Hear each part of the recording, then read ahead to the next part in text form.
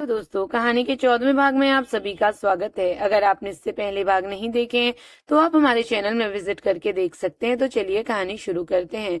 शुभ हैरानी से, मतलब तेरा बॉस इंसानों की कैटेगरी में नहीं आता। रिया हंसते हुए, कुछ ऐसा ही समझ लो। शुभ, यार कितनी बेशर्म है तू। खुलेआम अपने बॉस की बेइज्जती किए जा रही है।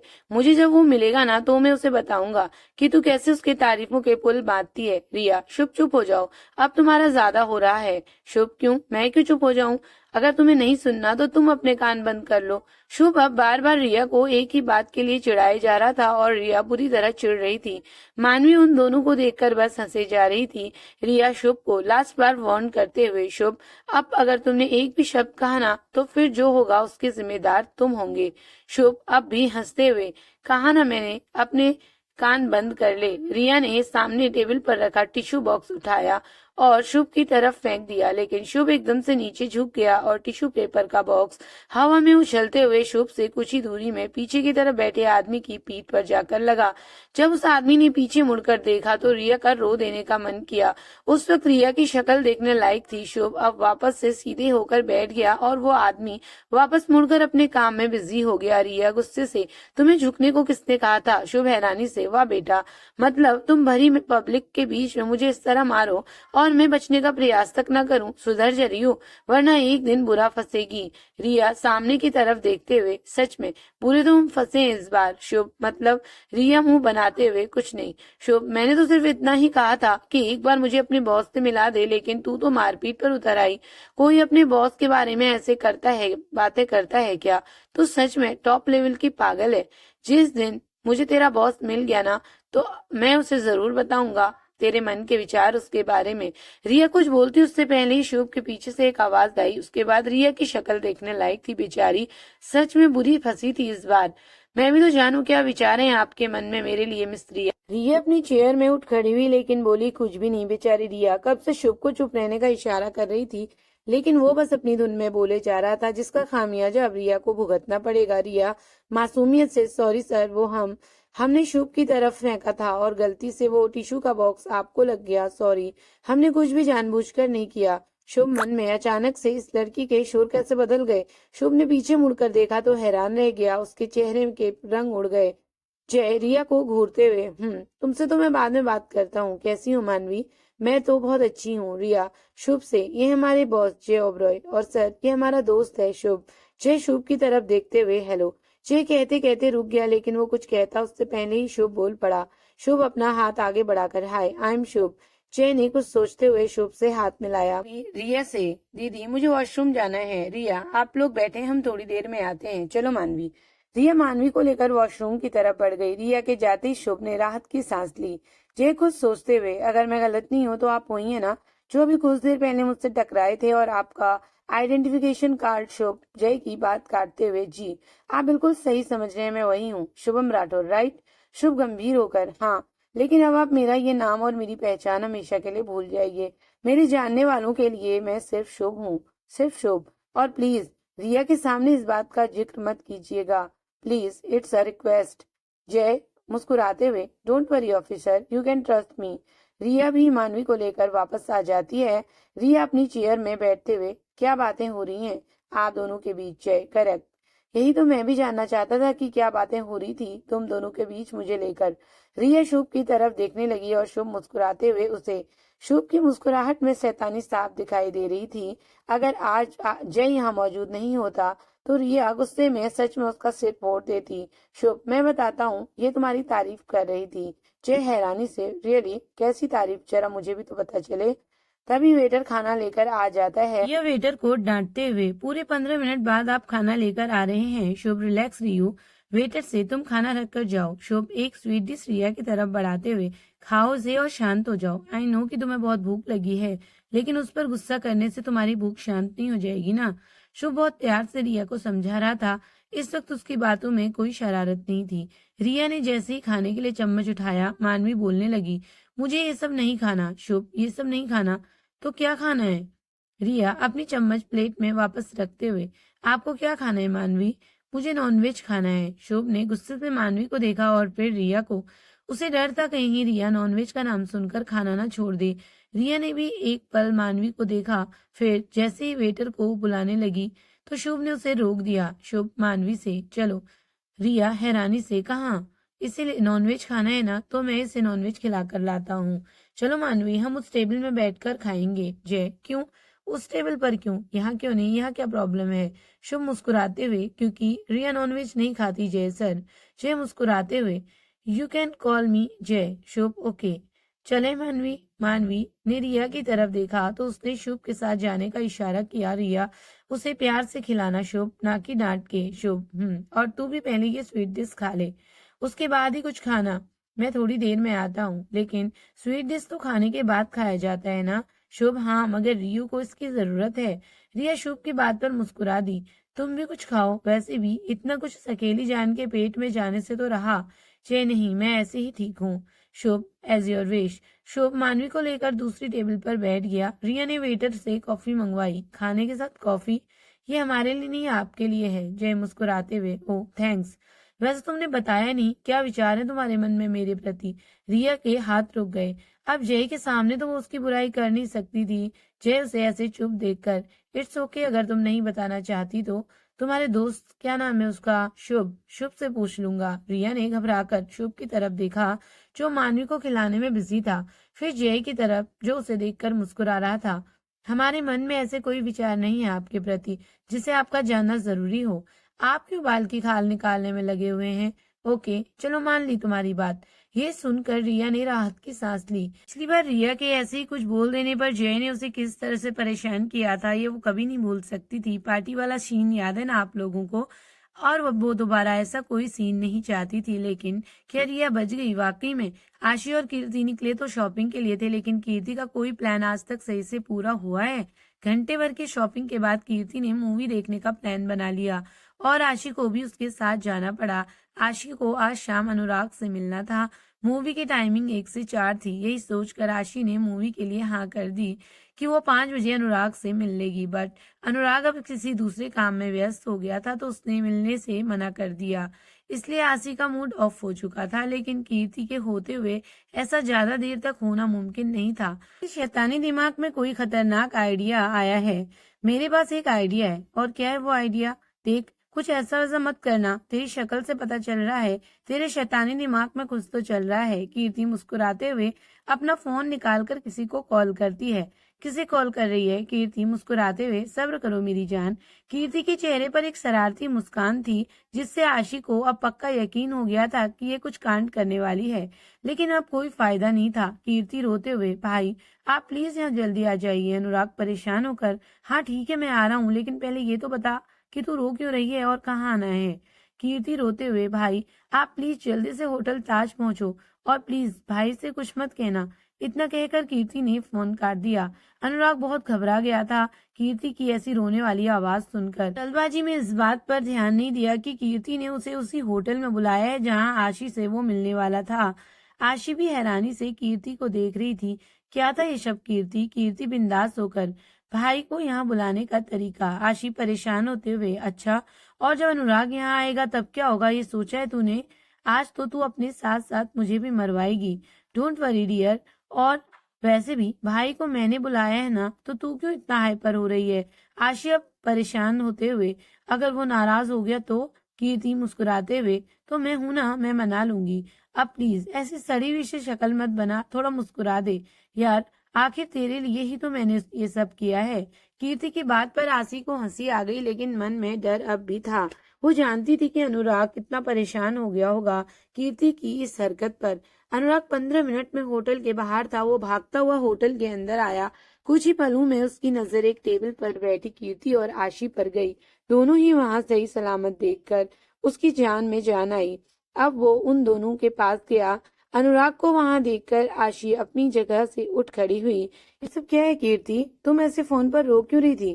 पहले आप बैठो फिर बताती हूँ। अनुराग ने एक नजर आशी की तरफ देखा, फिर पास ही बड़ी चेयर पर बैठ गया। उसके चेहरे पर चिंता के भाव अब भी थे और आशी के चेहरे पर डर के, लेकिन कीर्ति बेफिक्र थी। अनुराग गुस्से से, अब बोलो भी, क्या बात है? आशी जैसे ही कुछ बोलने को हुई, कीर्ति ने उसे रोक दिया। भाई परेशान होने वाली बात नहीं है, so please take it easy. Anurag हैरानी से, तो फिर ये सब क्या था? जो तूने फोन पर कहा कीर्ति मासूमियत से। अब मैं क्या करती, आपने तो आने से साफ मना कर दिया, जिससे आशी कितनी उदास हो गई थी। इसलिए मैंने आपको यहाँ बुलाने के लिए दूसरा तरीका अपनाया। अनुराग ने आशी की तरफ देखा, जो खामोशी से अपनी नजरें फर्श पर गड़ाए बैठी थी। भाई, आप आशी से कुछ मत कहना, ये सब मेरा प्लान था। अनुराग अपनी चेयर से उठते हुए, फाइन, कुछ नहीं कहूंगा, अब चलो तुम दोनों, घर छोड़ देता हूँ। कीर्ति हैरानी से, अरे लेकिन हमने तो अभी तक कुछ खाया ही नहीं है, हम दोनों तो आप ही का वेट कर रहे थे। अब गलती की है तो कुछ तो सजा मिलेगी ना, मैं बाहर तुम लोगों का वेट कर रहा हूँ। इतना कहकर अनुराग बाहर निकल गया। लेकिन भाई बात तो सुनो, आशी अब चल भी, और वो शांत है तो क्यों से भड़काने में लगी हुई है। दोनों चुपचाप अनुराग के पीछे हो ली। कीर्ति अनुराग के साथ कार में बैठ गई और आशी अपने कार में बैठ ही रही थी कि अनुराग ने उसे रोक दिया। चलो मैं तुम्हें भी ड्रॉप कर दूंगा, गाड़ी ड्राइवर ले जाएगा। आशी, नहीं मैं चली जाऊंगी, चलो ड्राइवर। आशी बिना अनुराग की तरफ देखे कार में बैठकर वहां से निकल गई। आशी का मूड कुछ ज्यादा ही खराब हो गया था, ये बात उसके चेहरे से साफ पता चल रही थी। अनुराग भी कार में बैठकर ओबरॉय पैलेस की तरफ बढ़ गया। कीर्ति, लगता है आशी आपसे बहुत नाराज है भाई। अनुराग कार ड्राइव करते हुए, लगता तो है, अब क्या करें। तो अब मनाओ ना उसे, और क्या। अनुराग सोचते हुए, लेकिन कैसे। कीर्ति चहकते हुए, मैं हेल्प करूं आपकी। अनुराग गुस्से से, बिल्कुल नहीं। और ये क्या हरकत थी कीर्ति जो तूने आज की। मैं बता रहा हूँ, अगर आज के बाद फिर कभी ऐसा कुछ किया ना, तो मैं जय को सब कुछ बता दूंगा। और मेरी इस वार्निंग को हल्के में मत लेना। कीर्ति उदास होकर, ओके, लेकिन एक बार मेरा आइडिया सुन तो लो, आपको जरूर पसंद आएगा। अनुराग, ऐसे ही तूने की आशी को भी कन्विंस किया होगा मुझसे झूठ बोलने के लिए। अब कीर्ति चुप हो गई, अब उसे आशी की बात सही लग रही थी। अनुराग बहुत गुस्सा करेगा, आशी ने मुझसे कहा था कि आप गुस्सा करोगे, लेकिन मैंने ही उसकी बात नहीं मानी थी, सॉरी। अनुराग कार रोक कर, चलो उतरो, घर आ गया। कीर्ति, एक मिनट। कीर्ति ने आशी को कॉल लगाया और फोन स्पीकर पर कर दिया। हेलो आशी, तू घर पहुंच गई क्या। आशी, नहीं, अभी रास्ते में हूँ।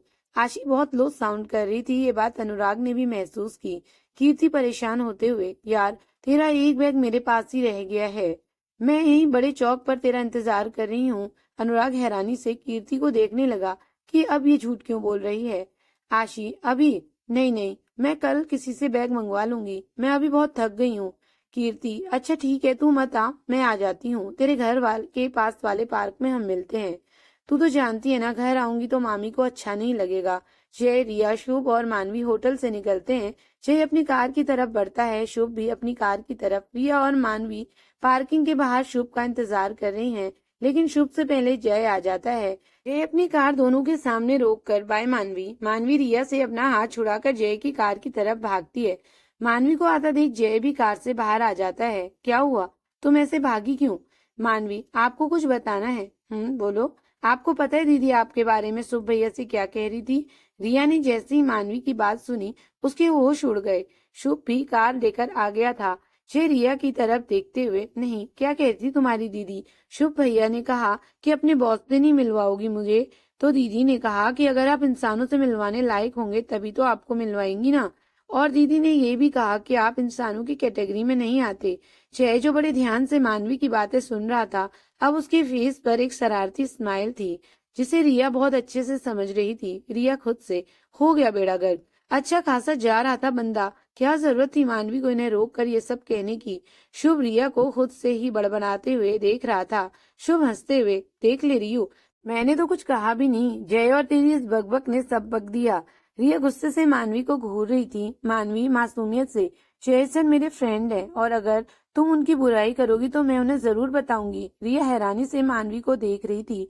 उसका ध्यान जय की आवाज से टूटा। जय, राइट मानवी, कोई हमारे फ्रेंड की बुराई करे तो हमें उसे जरूर बताना चाहिए। और miss Riya, I make sure कि आप कल मुझे बताएंगी कि मैं इंसानों की नहीं तो फिर किस कैटेगरी में आता हूँ। रिया ने कोई जवाब नहीं दिया। घबराइए मत, इसका जवाब मुझे कल तक चाहिए। जय वहां से निकल गया और वो तीनों भी फ्लैट की ओर बढ़ गए। मानवी ने जय से सब बोल तो दिया, लेकिन अब उसे रिया से डर लग रहा था। लेकिन रिया ने उससे कुछ नहीं कहा और बात भी नहीं की। आशी, पार्क में कीर्ति का इंतजार कर रही थी, लेकिन कीर्ति की जगह अनुराग आया था। असल में कीर्ति ने आशी से झूठ कहा था कि उसका कोई शॉपिंग बैग उसके पास रह गया, जबकि ऐसा कुछ भी नहीं हुआ था। आशी अपसेट हो गई थी, शायद अनुराग से नाराज भी, इसलिए कीर्ति ने प्लान बनाया था दोनों को मिलाने के लिए। आशी एक बेंच पर बैठी हुई थी, अनुराग भी उसके बगल में जाकर बैठ गया। आशी अपने ही ख्यालों में उलझी हुई थी, शायद जो कुछ भी हुआ उसके बारे में सोच रही थी। उसे अनुराग का इस तरह से बिना कुछ कहे चले जाना कहीं न कहीं हर्ट कर गया था।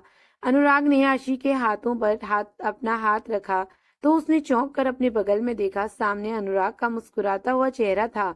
आशी ने अपने चारों तरफ नजर दौड़ाई, उसे कीर्ति कहीं भी नहीं दिखाई दी, तो वो उठकर बाहर जाने लगी। तभी अनुराग ने उसका हाथ पकड़ लिया और वापस बेंच पर बैठाते हुए, कहाँ जा रही हो? आशी वापस उठते हुए कीर्ति से बैग लेने, अनुराग मुस्कुराते हुए, अच्छा कौन सा बैग? आशी हैरानी से, क्या मतलब?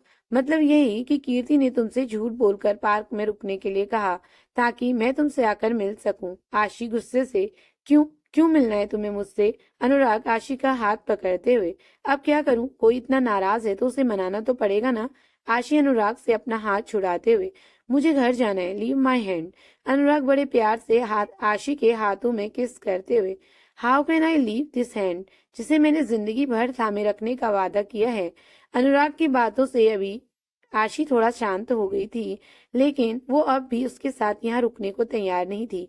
अच्छा ठीक है, तुम्हें घर जाना है तो मैं छोड़ देता हूँ, उसकी कोई जरूरत नहीं है, तुम अपना काम करो, मैं खुद चली जाऊंगी। इतना कहकर आशी पार्क से बाहर जाने लगी। अनुराग भी उसके पीछे पीछे हो लिया। और तुम कैसे जाओगी घर खुद से? आशी झल्ला कर, अपनी कार से जाऊंगी। लेकिन मैंने तो तुम्हारी कार ड्राइवर के साथ घर भेज दी, ये कहकर कि मैं तुम्हें ड्रॉप कर दूंगा।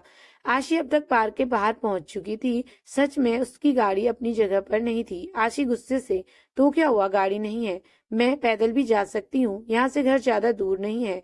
तुम अपना काम करो, मेरे पीछे टाइम वेस्ट करने की कोई जरूरत नहीं है तुम्हें। आशी जैसे ही जाने को ही अनुराग ने खींचकर उसे कार से टिकाकर खड़ा कर दिया और खुद उसके सामने खड़ा हो गया। आशी ने एक बार फिर उसकी तरफ देखा। अनुराग बहुत प्यार से आशी को देख रहा था, या यूं कहें कि निहार रहा था, लेकिन आशी अब भी नाराजगी से अनुराग को देख रही थी। जाओ अपना काम करो। काम ही तो कर रहा हूँ, लेकिन तुम मुझे मेरा काम करने कहाँ दे रही हो? आशी के फेस पर हल्की सी स्माइल आ गई अनुराग की बातों से। आशी दूसरी तरफ देखते हुए, अच्छा तो करो अपना काम, किसने रोका है तुम्हें? अनुराग आशी के पास आते हुए, पक्का करूँ ना? अनुराग को इतने पास देखकर आशी ने घबराहट से आंखें बंद कर ली। अनुराग की गर्म सांसें आशी अपने चेहरे पर महसूस कर रही थी। जैसे जैसे दोनों की नजदीकियां बढ़ती जा रही थी, आशी की धड़कनें तेज होती जा रही थी। अनुराग ने झुककर आशी के फोरहेड पर किस करके उसे अपनी बाहों में भर लिया। आशी भी तो यही चाहती थी कि वो अनुराग और उसके प्यार को महसूस कर सके, कुछ पल सुकून के उसकी बाहों में बिता सके, लेकिन अनुराग है कि उसे अपने काम से फुर्सत ही नहीं थी, तो ऐसे में आशी का नाराज होना भी लाजमी है। नाराजगी से, इतने भी क्या बिजी थे तुम कि घंटे भर का वक्त भी नहीं निकाल सकते थे मेरे लिए? जब आ ही गए थे तो थोड़ी देर बैठ जाते हमारे साथ, लेकिन नहीं, तुम्हें तो बस अपने मन की करनी है। अनुराग मुस्कुराते हुए, अच्छा जी, तो मैं अपने मन की करता हूँ। आशी झूठा गुस्सा दिखाते हुए, और नहीं तो क्या, अभी भी तुम अपने मन की ही कर रहे हो, मुझे जबरदस्ती यहाँ रोक कर। अनुराग आशीष से दूर होते हुए, ठीक है चलो मैं तुम्हें घर छोड़ देता हूँ। आशी गुस्से से अनुराग को घूरने लगी और कार में आकर बैठ गई। अनुराग ने मुस्कुराते हुए ड्राइविंग सीट पर बैठ गया। एक नजर आशी पर डाली जो मुंह फुलाए खिड़की से बाहर देख रही थी। अनुराग ने कार स्टार्ट कर दी। कुछ पल की खामोशी के बाद अनुराग ने एक रोमांटिक सॉन्ग प्ले किया और आशी की कमर में हाथ डालकर उसे अपनी तरफ खींच लिया। आशी ने मुस्कुराते हुए अनुराग के कंधे में अपना सिर रख लिया, दोनों हाथों से टाइटली हग कर लिया। अनुराग एक हाथ से आशी का सिर सहला रहा था। इतनी भी नाराजगी अच्छी नहीं होती मैडम, कि सामने वाले की हालत पतली हो जाए। आशी अनुराग को देखते हुए, क्यों, सिर्फ नाराज करना आता है, मनाना नहीं? अनुराग मुस्कुराते हुए, अगर आता होता तो आज ये हालत नहीं होती बंदे की। अच्छा बताओ कहाँ चलना है? जहाँ तुम ले जाओ, सोच लो, बाद में शिकायत तो नहीं करोगी? आशी मुस्कुराते हुए, सोच लिया। अनुराग आशी को घर लेकर आता है। आशी हैरानी से, अनुराग हम घर क्यों आए हैं? अनुराग अपनी सीट बेल्ट खोलते हुए, माई वुड बी वाइफ, अभी अभी तो तुमने कहा था कि जहाँ मैं तुम्हें ले जाऊंगा तुम चलोगी।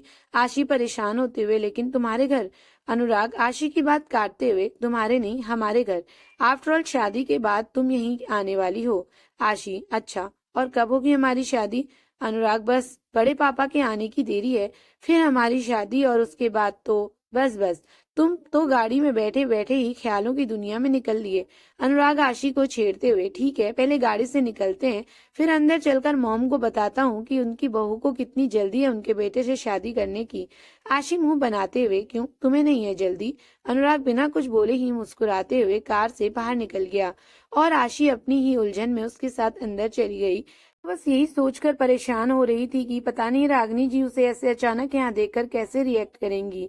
लेकिन ये क्या, काका ने बताया कि घर पर तो कोई है ही नहीं। इतना सुनते ही आशी की धड़कन और तेज हो गई। उसे बहुत अजीब लग रहा था, घर पर कोई नहीं है और वो दोनों अकेले। कहीं अनुराग के पेरेंट्स को बुरा लग गया तो और उसके खुद के घर पर भी किसी को पता नहीं है कि आशी यहाँ अनुराग के घर आई है। अनुराग, मैं क्या कह रही थी कि तुम मुझे वापस घर छोड़ दो। मुझे इस तरह से बहुत अजीब लग रहा है। आंटी भी घर पर नहीं है, अगर उन्हें गलत लगा तो। अनुराग आशी की बात काटते हुए, आशी डोंट यू ट्रस्ट मी। आशी अब चुप हो गई क्योंकि उसके कुछ कहने पर अनुराग मानने वाला तो था नहीं। चलें कहाँ? अनुराग सीढ़ियों से चढ़ते हुए ऊपर, मेरे रूम में। और कहाँ? अनुराग ने पीछे मुड़कर देखा तो आशी वहीं खड़ी थी। अनुराग ने घूर कर उसे देखा, वो जल्दी जल्दी उसके साथ हो ली। अनुराग काका से कॉफी भिजवाने के लिए बोलकर आशी को रूम में लेकर चला गया। ओबरॉय पैलेस। पूरे दिन में इतने कांड करने के बाद भी कीर्ति को शांति नहीं थी। वो अब भी बोर हो रही थी, लेकिन करने के लिए उसके पास कुछ भी नहीं था। वो शोभा जी को ढूंढते हुए उनके रूम में आ गई। शोभा जी अपनी रेस्टिंग चेयर पर बैठकर कोई किताब पढ़ रही थी। कीर्ति को देखकर उन्होंने अपनी किताब को एक और रख दिया और उसे अपने पास बुलाया। कीर्ति शोभा जी के पैरों के पास आकर उनकी गोद में सर रखकर बैठ गई। शोभा जी ने उसके सर पर हाथ फेरते हुए, तू कब आई? थोड़ी देर पहले। आशी नहीं आई तेरे साथ? नहीं, उसे कुछ काम था। सच, या तूने फिर से कोई शैतानी की उसके साथ? कीर्ति ने मासूमियत से शोभा जी की तरफ देखते हुए ना में गर्दन हिलाई।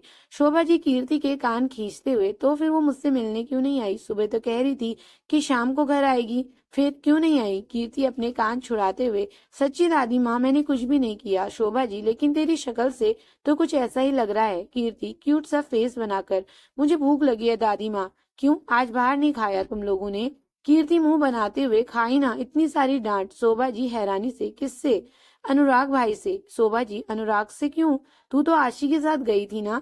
कीर्ति, हाँ, लेकिन मैंने अनुराग भाई को झूठ बोलकर। कीर्ति बोलते हुए रुक गई। लेकिन ये क्या, अब तो उसकी चोरी पकड़ी गई थी। अब उसे पूरी बात शोभा जी को बतानी ही पड़ी। शोभा जी कीर्ति को डांटते हुए, ऐसे कोई करता है क्या? कितना परेशान हुआ होगा अनुराग, इसका अंदाजा भी है तुझे? कीर्ति, मुझे क्या पता दादी माँ, भाई इतना परेशान हो जाएंगे। मैंने जानबूझकर थोड़ी ना किया। शोभा अपने सिर को पकड़ते हुए, हाँ, तू कहाँ कुछ जानबूझकर करती है, सब तो अपने आप ही हो जाता है। कीर्ति मुस्कुराते हुए शोभा जी को देखने लगती है।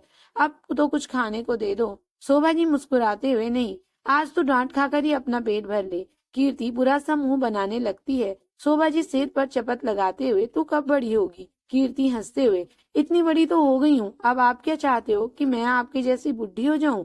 शोभा जी, रुक, अभी बताती हूँ तुझे। शोभा जी ने जैसे ही छड़ी उठाई, कीर्ति वहां से भाग गई। रूम में आते ही अनुराग वॉशरूम में फ्रेश होने चला गया और आशी कमरे की खिड़की से बाहर आसमान को देख रही थी। शाम हो चली थी, सूरज अपनी लालिमा समेटे हुए अस्त होने जा रहा था और अब हल्की हल्की ठंडी हवाएं चलने लगी थी। आशी अपनी आंखें बंद करके हवाओं के झोंके को अपने चेहरे के ऊपर महसूस कर रही थी, जो रह रहकर उसके चेहरे को छूकर निकल जा रही थी। अनुराग वॉशरूम से बाहर आया तो कुछ पल के लिए आशी को देखता रहा, फिर पीछे से जाकर उसे हक कर लिया। आशी ने मुस्कुराते हुए अपनी आंखें खोली। आशी मुड़ने को हुई, लेकिन अनुराग उसे वैसे ही पकड़े खड़ा रहा। अनुराग आशी के कंधे में सिर रखकर, सॉरी, किस लिए? मेरी वजह से हमारा आज का सारा प्लान स्पॉइल हो गया, इसलिए। मैं सच में बिजी था आशी, लेकिन कीर्ति की इस हरकत की वजह से मुझे आना पड़ा। आशी अनुराग की तरफ मुड़कर, it's okay, you don't need give an explain. Anurag Aashi के चेहरे पर आए बालों को पीछे करते हुए, रियली, अगर ऐसा है तो नाराज होकर कौन आया था? आशी नाराजगी से अनुराग की तरफ देखते हुए, अगर तुम आ ही गए थे तो थोड़ी देर हमारे साथ रुक सकते थे ना? अनुराग, बुद्धू, अगर मैं वहां रुकता तो कीर्ति को लगता कि जो कुछ उसने किया बिल्कुल सही है। उसे उसकी गलती का एहसास दिलाना भी तो जरूरी था। तुम्हें पता है मेरी क्या हालत हो गई थी? फोन पर उसकी आवाज सुनकर मैं कितनी हड़बड़ी से ऑफिस से निकला हूँ और कितनी ही ट्रैफिक सिग्नल तोड़ते हुए वहां पहुंचा हूँ, ये मैं ही जानता हूँ। आशी अनुराग के सीने से लगते हुए, तुम्हें क्या लगता है तुम्हारे इस गुस्से का उस पर कुछ असर हुआ होगा? अनुराग आशी को अपनी बाहों में भरते हुए, होना तो चाहिए। आशी मुस्कुराते हुए, वैसे हमारा प्लान पूरी तरह से स्पॉइल नहीं हुआ है। अनुराग आशी की तरफ देखते हुए, अच्छा वो कैसे? आशी अनुराग से दूर होते हुए, 1 मिनट। आशी अपने बैग से एक छोटा सा बॉक्स निकालती है और अनुराग की तरफ बढ़ाती है। खोलो इसे। अनुराग बॉक्स लेते हुए, इसमें क्या है? खोलो तो सही। अनुराग पैक्ड बॉक्स को खोलता है। उसमें एक गोल्ड की चेन के साथ हार्ट शेप का डायमंड में लिखा हुआ AA का खूबसूरत सा पेंडेंट था। अनुराग पेंडेंट को देखता है और फिर आशी को। आशी बहुत नर्वस हो रही थी क्योंकि अनुराग कभी भी इस तरह की एक्सेसरीज पहनना पसंद नहीं करता था। जब अनुराग ने काफी देर तक कुछ नहीं कहा तो आशी को लगने लगा शायद उसे पसंद नहीं आया और उसका चेहरा पूरी तरह से उतर गया। अनुराग ने आशी को इशारे से अपने पास बुलाया। आशी अनुराग के पास आकर खड़ी हो गई। वो अपनी उदासी छुपाने की पूरी कोशिश कर रही थी, जो कि इस वक्त उससे नहीं हो पा रहा था। वो इतने प्यार से गिफ्ट लाई थी अनुराग के लिए, लेकिन अगर उसे ही पसंद नहीं आया तो उसकी इतनी मेहनत का क्या फायदा? आशी ने अनुराग की तरफ देखा, जो खामोशी से उसे देख रहा था। You didn't like it? आशी अनुराग के हाथ से बॉक्स लेते हुए, कोई बात नहीं, मैं कुछ और ले आऊंगी। आशी जैसे ही बॉक्स लेकर जाने को हुई, अनुराग उसे कमर से पकड़कर अपने पास ले आया। अनुराग आशी की आंखों में देखते हुए, किसने कहा मुझे ये पसंद नहीं आया? I really like this but I like you more. आशी अपनी खुशी छिपाते हुए गुस्से से, तो इतनी देर से चुप क्यों थे? मैं बेकार में परेशान हो रही थी। अनुराग आशी के ऊपर झुकते हुए, अब मैं क्या करूं? इन कुछ पलों में तुम्हारे चेहरे पर इतने एक्सप्रेशन चेंज हुए कि मैं तो देखता ही रह गया और भूल ही गया कि मुझे कुछ कहना भी है। आशी अनुराग को धक्का देते हुए, चलो हटो, बहुत बातें बनानी आती हैं तुम्हें। अनुराग वापस आशी को अपने पास लाते हुए, जब इतने प्यार से लाई हो तो प्यार से पहना भी दो। आशी मुस्कुराते हुए बॉक्स से पेंडेंट निकालती है और अनुराग को सोफे में बैठने का इशारा करती है। लेकिन अनुराग आशी को कमर से पकड़कर ऊपर उठाता है। अब पहनाओ। आशी घबराते हुए, क्या कर रहे हो अनुराग? नीचे उतारो मुझे, अगर कोई आ गया तो? अनुराग, अगर तुम ऐसे ही बहाने बनाती रही ना कोई जरूर आ जाएगा। आशी नाराजगी से, तुम नहीं मानोगे। अनुराग मुस्कुराते हुए ना में गर्दन हिलाता है। आशी भी मुस्कुराते हुए उसके गले में पेंडेंट पहनाते हुए, तुम बहुत बुरे हो और जिद्दी भी। अनुराग प्यार से आशी की नाक से अपनी नाक रगड़ते हुए, थैंक्स फॉर योर कॉम्प्लीमेंट, पर जैसा भी हूँ तुम्हारा ही हूँ।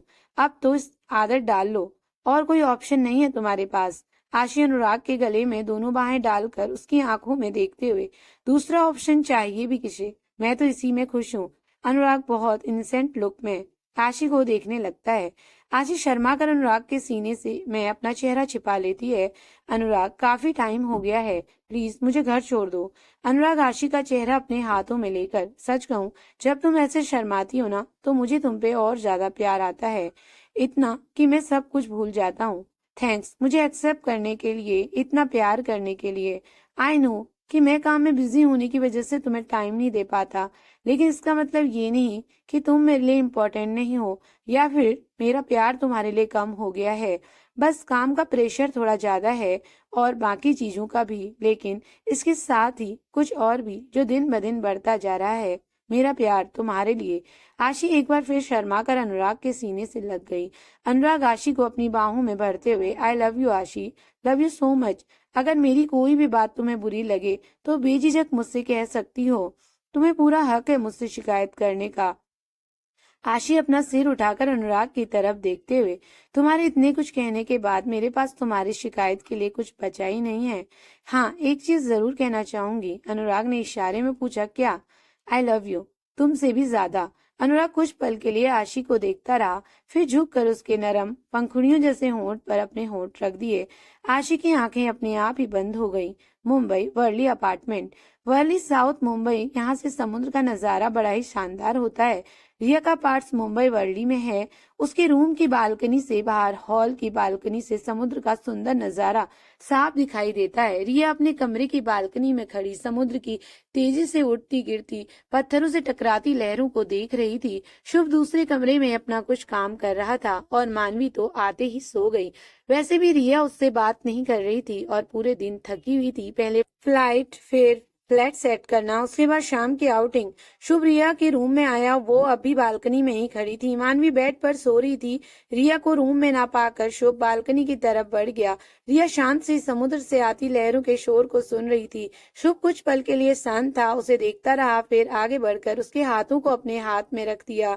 शुभ रिया को देखते हुए, अच्छा व्यू है ना, अब तुझे बनारस घाट की थोड़ी कम याद आएगी। शुभ की बात पर रिया मुस्कुरा दी। रिया के फेस पर एक हल्की सी स्माइल देखकर शुभ के फेस पर $1,000,000 वाली स्माइल आ जाती है।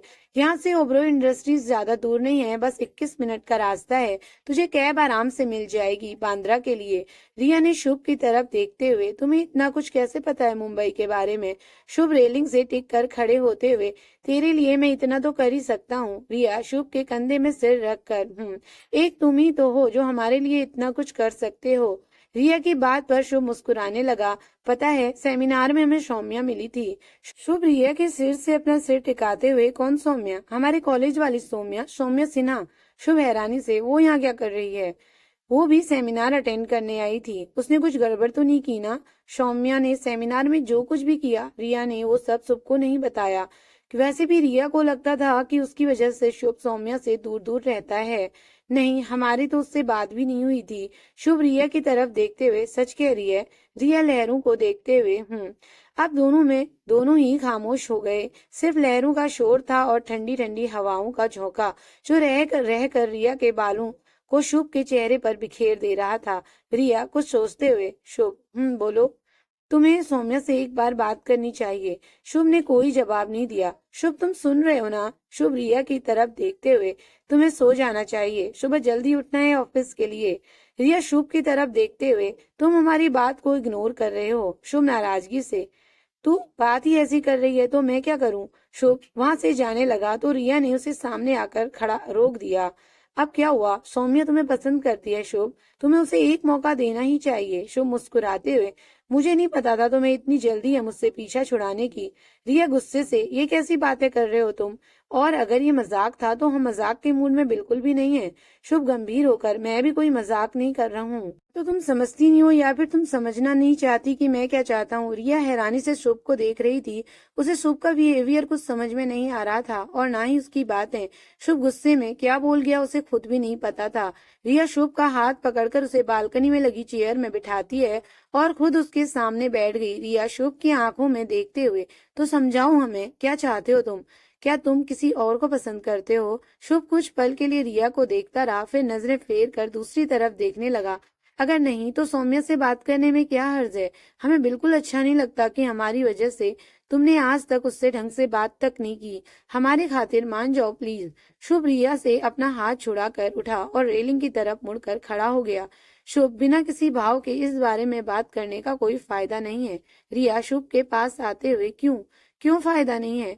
अगर कोई बात है तो तुम मुझे बता सकते हो। शुभ, क्या दोस्ती के सारे फर्ज निभाने का ठेका तुम ही ने ले रखा है या फिर तुम मुझे इस लायक नहीं समझते कि हमसे अपनी प्रॉब्लम शेयर कर सको? शुभ चिल्लाकर, मेरे लिए सौम्या के बारे में सोचना भी पाप है, क्योंकि क्योंकि मैं किसी और से प्यार करता हूँ। पहले तो रिया हैरानी से शुभ को देखती रही, फिर उसका चेहरा खुशी से खिल उठा। रिया शुभ को अपनी ओर करते हुए, ये बात तुम मुझे अब बता रहे हो? जल्दी बताओ, कौन है वो? क्या हम उसे जानते हैं? शुभ रिया की तरफ देखते हुए, हाँ, बहुत अच्छे से। रिया एक्साइटेड होकर, अब बताओ भी, कौन है वो? शुभ गंभीरता से रिया को देखते हुए, तुम आगे की कहानी देखने के लिए कहानी का अगला भाग जरूर देखें। अगर आपने मेरे चैनल को सब्सक्राइब नहीं किया तो प्लीज चैनल को सब्सक्राइब करें। कहानी आपको कैसी लगी कमेंट में जरूर बताएं। Thank you for watching.